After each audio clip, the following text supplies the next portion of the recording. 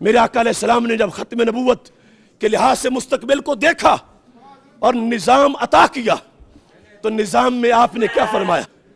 فرمایا لَيَنْتَقِدَنَّ اور الاسلام عُرْوَةً عُرْوَةً، فرمایا ایک ایک کر کے اسلام کے کڑے ٹوٹیں گے، ایک ایک کر کے، قیامت تک کے حالات بتائے۔ فرمایا میری امت میں تمہیں بتاتا ہوں پہلے ہی نہ ٹوٹنے دو تاکہ آگے سب محفوظ رہیں۔ پہلا کڑا کیا نماز ہے، کیا روزہ ہے، کیا حج ہے، کیا زکوٰۃ ہے؟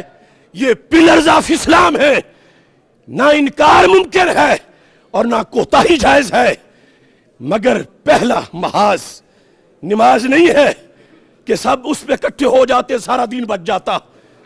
ترتیب دیکھو، علم غیب سے سرکار نے کیا فرمایا وہی ہوا، غیر سمجھ گئے، ہم نہ سمجھ پائے۔ میرے آقا علیہ السلام نے فرمایا ایک ایک کر کے اسلام کا کڑا ٹوٹے گا، جب ایک ٹوٹے گا تو میری امت دوسرا پکڑے گی، دوسرا ٹوٹ جائے گا، تیسرا پکڑے گی، کافر تیسرا توڑ دیں گے۔ پہلے ہی نہ ٹوٹنے دو، سب کٹھے ہو جاؤ پہلے پہ۔ وہ کیا ہے؟ لفظ سنو، فرمایا اولہن نقدن الحکم، فرمایا وہ کڑا جس سے پورا دین بچے گا، نماز بھی، روزہ بھی، حج بھی، زکوٰۃ بھی، فرمایا وہ میری امت کی گورننگ پاور اور نظام حکومت ہے۔ اگر میری امت نظام حکومت اپنا بچا گئی تو ان کے مصلے بھی محفوظ، ان کے آستانے بھی محفوظ، ان کی مسجدیں بھی محفوظ، مدارس بھی محفوظ۔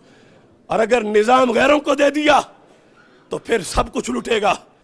اولہن نقدن الحکم، حکم اسلام، نظام مصطفیٰ صلی اللہ علیہ وسلم، اس پہ کافروں نے پہلا حملہ کیا اور اتنی غلاظت گھوڑی کہ اس موضوع کو ہی ہمارے نصاب سے نکال دیا۔ پھر آخرہن الصلاۃ، سرکار فرماتی آخری حملہ ہوگا نماز پہ، پہلا نظام پہ ہوگا، اگرچہ پڑھتی تو ہر وقت ہے مگر پہلا نظام پہ ہے۔ نظام امریکہ کے لونڈوں کے لیے نہیں، وہ چلائیں۔